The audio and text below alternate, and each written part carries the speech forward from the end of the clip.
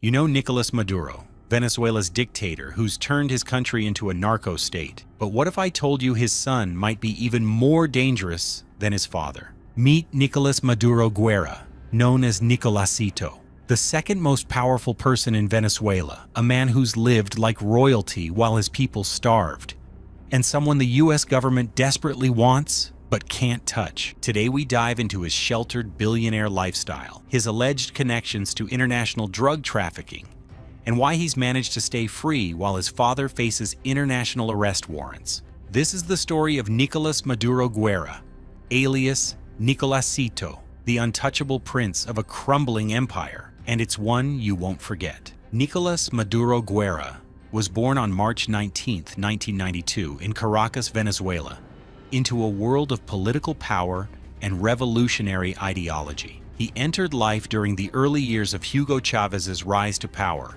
when Venezuela still had hope for its Bolivarian revolution. His father, Nicolás Maduro, known as El Presidente, was Hugo Chávez's hand-picked successor and eventual ruler of Venezuela, a former bus driver and union leader who climbed the political ladder through loyalty and cunning.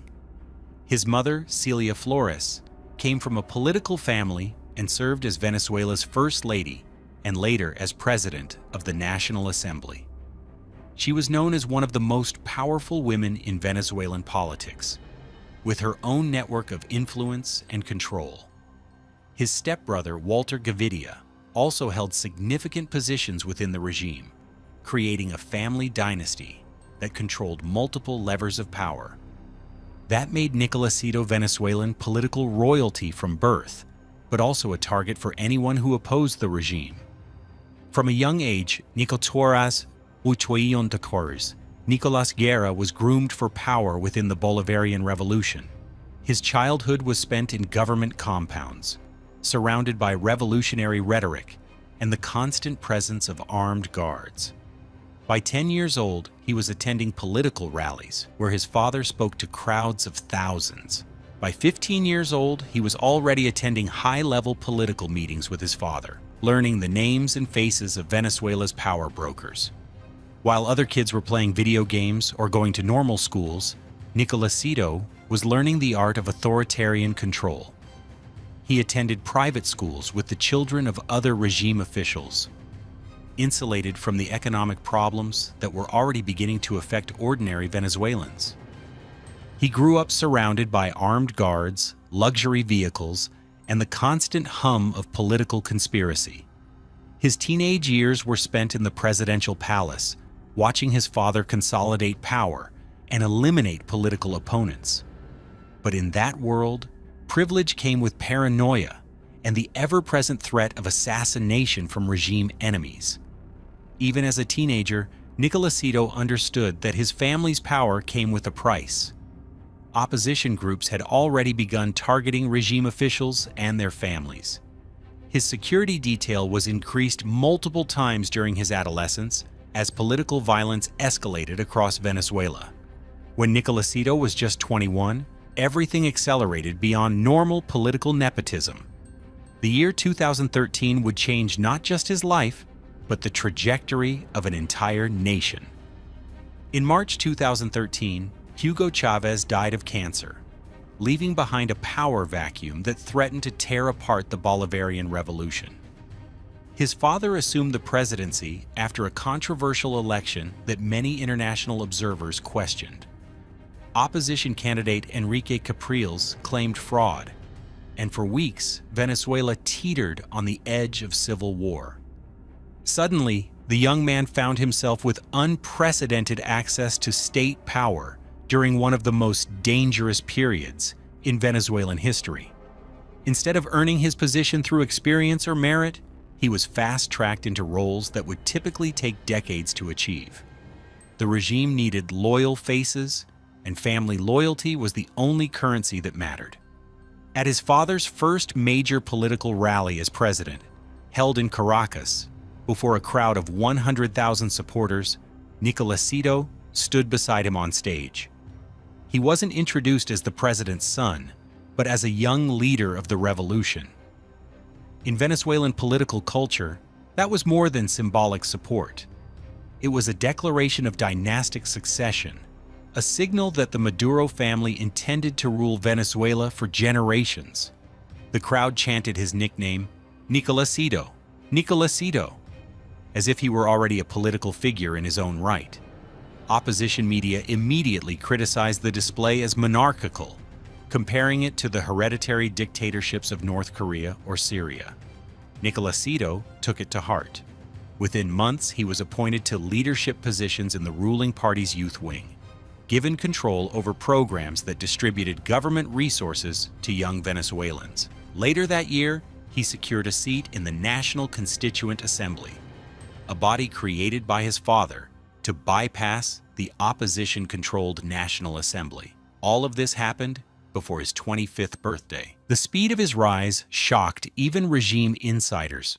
Former government officials later told international media that Nicolasito's appointments were controversial even within Chavista circles, where some veterans of the revolution felt that positions should be earned through years of struggle, not inherited through family connections. After his father's rise to power, Nicolasito went all in on building his own political empire. By 23 years old, he was already one of the most influential young politicians in Latin America, wielding power that most seasoned politicians could only dream of. He leveraged his family name ruthlessly, using his father's authority to silence critics and reward allies. Government contracts began flowing to companies connected to his associates. University positions were offered to his friends. Opposition students found themselves expelled from universities after criticizing him on social media. Locals started whispering about Nicolasito, the untouchable prince who could make or break careers with a single phone call. Business leaders learned that getting a meeting with him was more valuable than meeting with cabinet ministers. Foreign diplomats began including him in their calculations of Venezuelan power dynamics. His political style was different from his father's populist approach. While Nicolás Maduro Sr. gave long, rambling speeches to crowds of supporters, Nicolasito preferred working behind the scenes, building networks of loyalty through patronage and fear. He understood that real power came not from public acclaim, but from controlling the flow of resources and information. In 2014, during massive student protests against the government, Nicolasito played a key role in the regime's response. While his father gave public speeches calling for dialogue, Nicolasito reportedly coordinated with security forces to identify and arrest protest leaders. University students began receiving threatening phone calls after participating in demonstrations. Several student leaders were arrested in midnight raids that bore the hallmarks of intelligence operations. As Venezuela's economic crisis deepened, he posted photos from luxury vacations in Europe, while ordinary Venezuelans faced severe food shortages. His Instagram account became a window into a lifestyle that seemed impossible given his country's economic collapse. In one post from Paris, he's seen dining at a Michelin-starred restaurant, wearing a Rolex Submariner worth more than most Venezuelans earn in 5 years. Another photo shows him shopping on the Champs-Élysées, carrying bags from luxury boutiques, while Venezuelans back home waited in line for hours to buy basic groceries. The contrast was jarring and intentional. Nicolasito wasn't just living luxuriously, he was flaunting his wealth as a demonstration of power. The message was clear. While ordinary Venezuelans suffered, the Maduro family lived like royalty. His supporters called him a young revolutionary leader and praised his international perspective. His critics saw him as the embodiment of everything wrong with the Maduro regime: corruption, nepotism, and elite privilege during national collapse. Opposition media began calling him the Prince of Hunger, a reference to his luxury lifestyle during Venezuela's humanitarian crisis. But fame has a price, and for Nicolasito, it came in the form of international scrutiny and eventual U.S. sanctions that would change his life forever. It's January 2017, and despite growing international pressure on the Maduro regime, Nicolasito continues living openly as Venezuela's second most powerful person. What the world doesn't yet know is that U.S. intelligence agencies are building one of the most comprehensive cases against a political family in modern history. He and his inner circle were operating from the Miraflores presidential palace Maifes Alefthean Mirfuamis, making decisions that affected millions of Venezuelans. The 25-year-old was essentially running parallel power structures within his father's government, with his own network of loyalists in the military, intelligence services, and state-owned companies. What Nicolasito doesn't know is that U.S. Drug Enforcement Administration agents working with Colombian and Brazilian authorities are tracking shipments that pass through Venezuela with apparent government protection. Wiretaps, financial records, and testimony from arrested traffickers are painting a picture of a narco state where the highest levels of government profit from trafficking.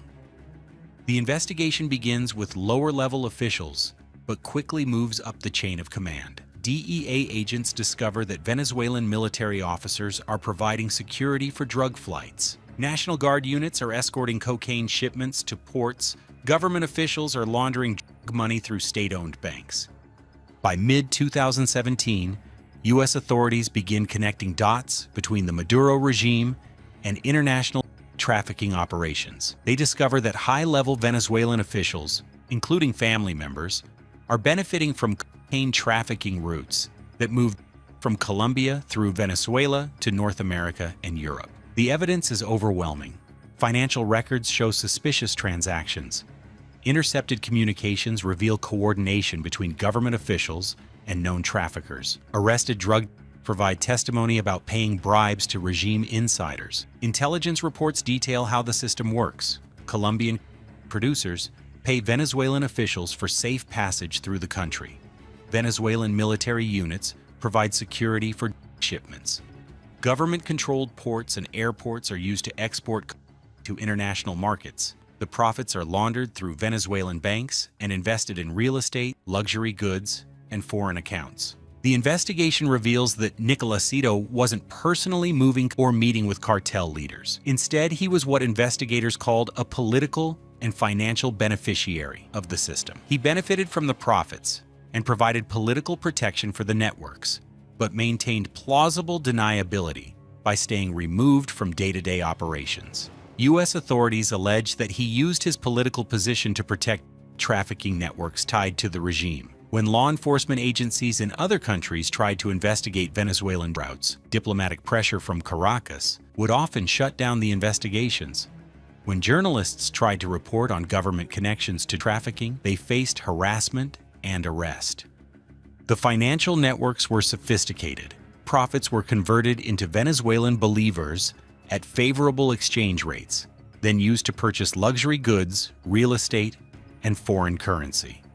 Some money was invested in legitimate businesses that provided additional income and money laundering opportunities. In less than 6 months, the evidence becomes overwhelming. When the financial intelligence clears, U.S. authorities have documented how Nicolasito and other regime insiders profited from Venezuela's transformation into a narco state. The Treasury Department prepares sanctions that will freeze his assets and ban American companies from doing business with him. The charges are serious: benefiting from trafficking proceeds, supporting corruption networks, and using political power to protect criminal organizations.